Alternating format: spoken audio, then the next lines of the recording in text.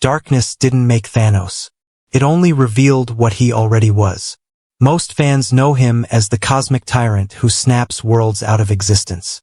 But the real story, the comic story, is far more brutal, far more tragic. And it begins with a birth that terrified even the gods. Before we dive in, make sure you hit subscribe, because this is just the start of a journey through the darkest mind Marvel ever created. Thanos was born on Titan, the moon of Saturn, a paradise built on science, peace, and endless optimism. A world that believed in the perfect future. And yet, the moment Thanos opened his eyes, that perfect future shattered. His parents were Allers and Swaysan, leaders of the Titan colony. Visionaries, dreamers, champions of progress. But when they looked at their newborn child, they froze. Thanos wasn't like the other babies of Titan. He was born with the deviant gene, a mutation that twisted his skin into stone-like purple, enlarged his body, and gave him the unmistakable look of a monster. A monster his mother believed would destroy everything. And in the comics, Swaysan doesn't just fear him. She tries to kill him. Yes, his own mother. Imagine your first memory being the blade meant to end your life. Thanos never forgot that moment. Never escaped it. It shaped him more than any cosmic artifact ever could. Growing up, Thanos wasn't violent. That's the strangest part. He wasn't a tyrant. He wasn't a killer. He wasn't even angry. He was gentle, quiet, curious. A boy who preferred sketching animals and studying biology instead of hurting anyone. He wanted to understand life, not end it. He asked questions no one else dared to ask. Why do species evolve the way they do? What drives extinction? Why does life cling so desperately to survival, even when survival brings suffering? But the other children didn't see a philosopher. They saw a freak, a deviant, a warning for what Titan could become. They avoided him, mocked him, feared him. Everywhere Thanos went, eyes followed. Suspicious, uneasy, waiting for the monster inside him to awaken. But that monster wasn't born. It was built. One day, young Thanos discovered something impossible. Another child on Titan who didn't run from him. A girl, mysterious, pale, quiet, with eyes that seemed to stare through him and into the deepest shadows of his soul. She told him he wasn't wrong for questioning life. She encouraged his curiosity. She praised his hunger for knowledge. She called him special. Thanos felt understood. Seen. For the first time in his life, he wasn't a freak. He was chosen. But here's the twist. The girl wasn't a girl at all. She was death. Not a metaphor. Not a hallucination. Not a poetic symbol. Literally Mistress Death, the cosmic embodiment of the end of everything. And she had plans. Plans that required a weapon shaped by pain, loneliness, and brilliance. A weapon named Thanos. As Thanos grew older, so did his obsessions. He wanted to understand the universe's deepest secrets. Life, entropy, decay. The delicate line between existence and oblivion. He dissected animals, studied their organs, compared their biology. He called it science. The other Titans called it cruelty. But Death whispered encouragement. She told him truth was found in the silence after the heartbeat. She told him life could only be understood when stripped apart. She told him he was destined for greatness. And Thanos listened. Every day the whispers grew louder. Every day he felt more out of place on Titan. Every day he felt the monster inside him grow. Then came the moment that sealed his fate.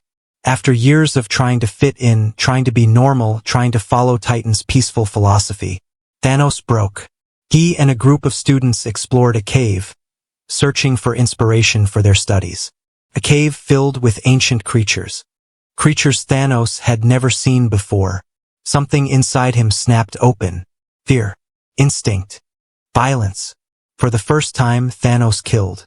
Not because he wanted to, but because some unseen force pushed him to see what death felt like. When the cave grew silent, the other students ran, terrified, and the girl Death appeared again, smiling. "Now," she whispered. "You understand." And Thanos realized something chilling.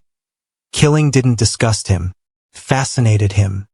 He needed to know more. He needed to experiment. He needed to understand why ending life made him feel whole. This wasn't the rise of a tyrant. This was the birth of an addiction to death itself. From that day on, Thanos searched deeper, darker, beyond morality, beyond fear, beyond sanity. He experimented on animals. Then he experimented on kidnapped citizens. Then he experimented on the people who once bullied him. Each time death watched. Each time she whispered. Each time Thanos sank further. His brilliance soared. His compassion rotted. His hunger for understanding spiraled into obsession. He wasn't trying to conquer the universe. He was trying to impress the only being who ever made him feel worthy. Death. When Titan's leaders learned what he'd been doing, they panicked. Their peaceful world had never seen such brutality. The deviant child had become their worst fear. But by the time they tried to stop him, it was too late. Thanos stole a starship, left Titan behind, and began a journey across the universe that would transform him from a broken child into the deadliest being Marvel had ever seen. This was no longer about curiosity, or science, or philosophy. This was destiny, death's chosen champion, a god forged in cosmic loneliness. And Thanos was ready to embrace everything the universe feared he would become. Thanos wasn't just a wanderer of space. He was a predator, hunting secrets, hunting power, hunting the attention of death. Every planet he visited, every civilization he encountered, was a stepping stone, a test, a lesson, a way to understand life by destroying it. And yet, he didn't care for mindless destruction. He wanted control. He wanted proof. He wanted to know he could end anything, and no force could stop him. That obsession is what led him to the Infinity Gems, 6 artifacts of unimaginable cosmic power. One for each aspect of reality: mind, soul, space, time, power, and reality.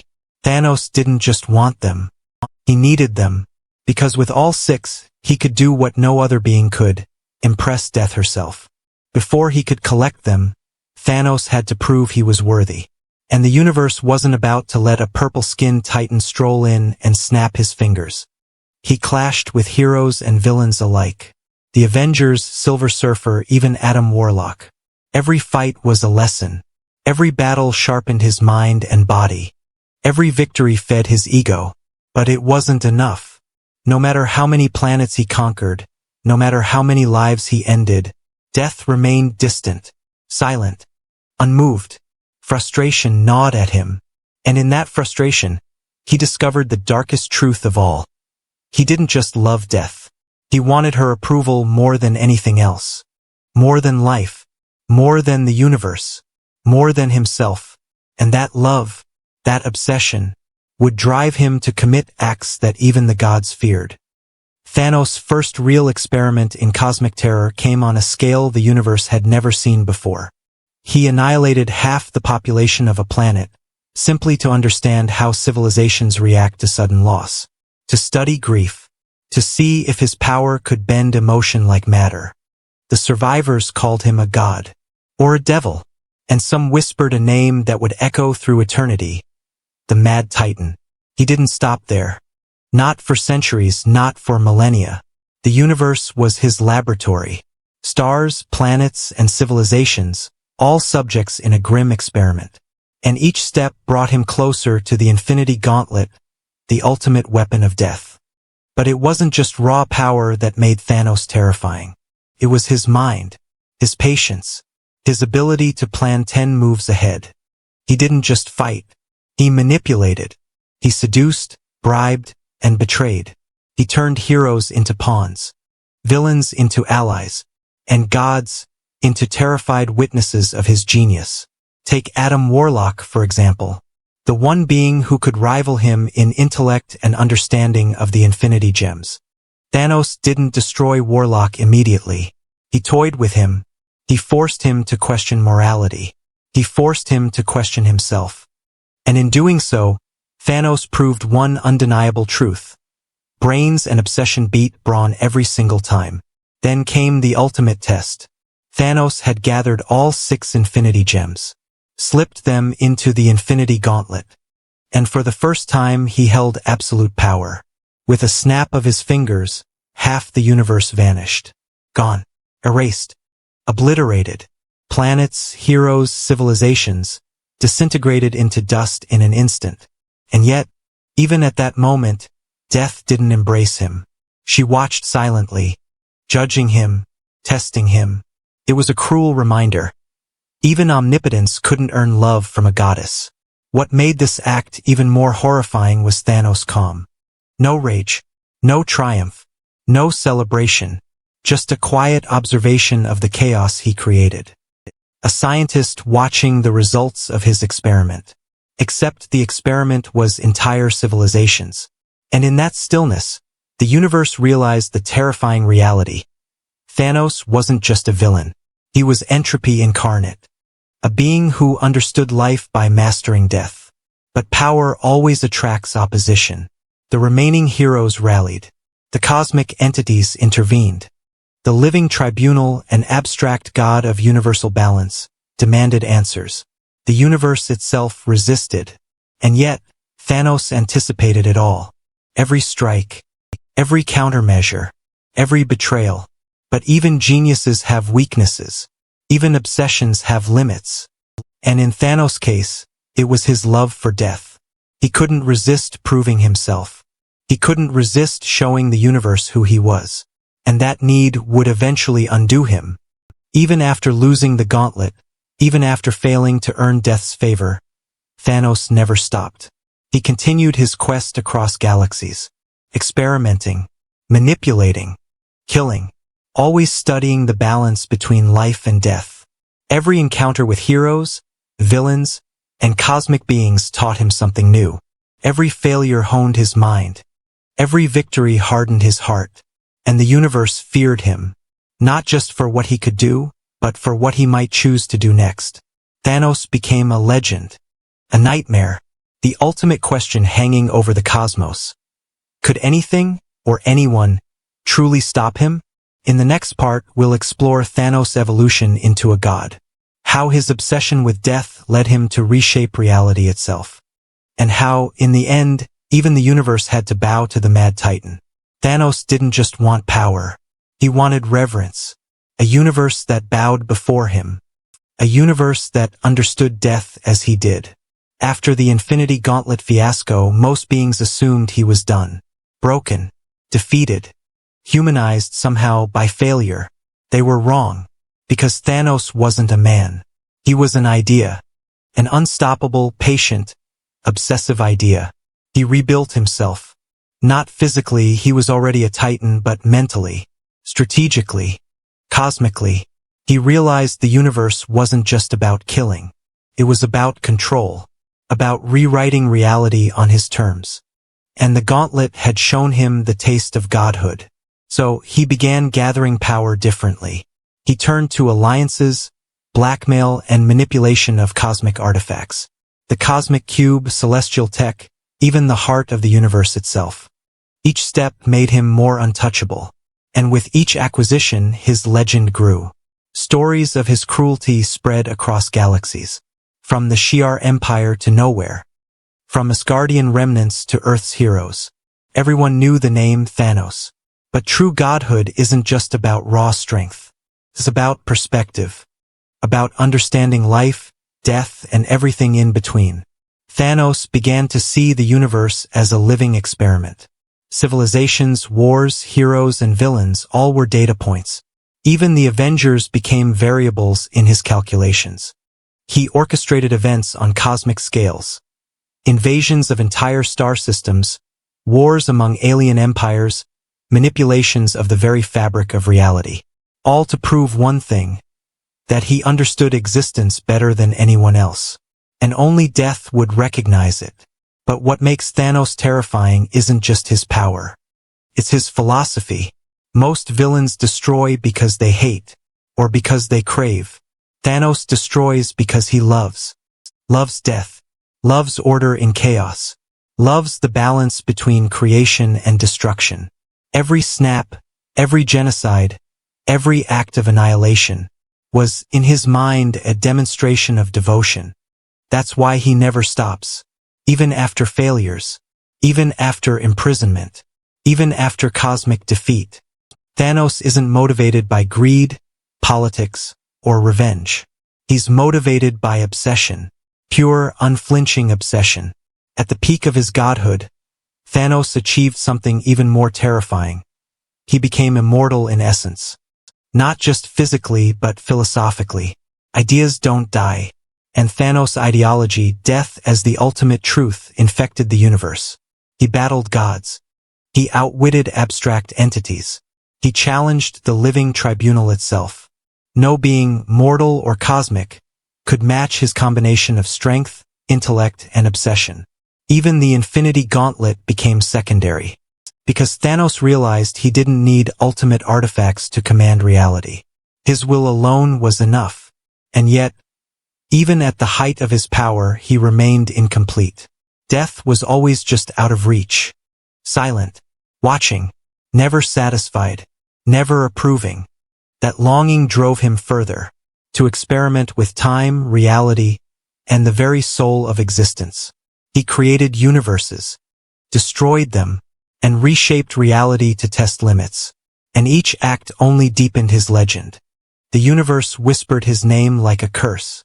The heroes shivered at the possibility of encountering him. Even gods feared his intellect, knowing brute force alone would never stop him. Then came Thanos' most controversial move. He attempted to recreate the universe on his own terms. He kidnapped cosmic entities, forced them to obey, and sought to reshape reality into a universe aligned with his vision. A universe where death would notice him. A universe where he wasn't alone in his understanding of life and loss. But even godhood comes with consequences. The universe pushed back.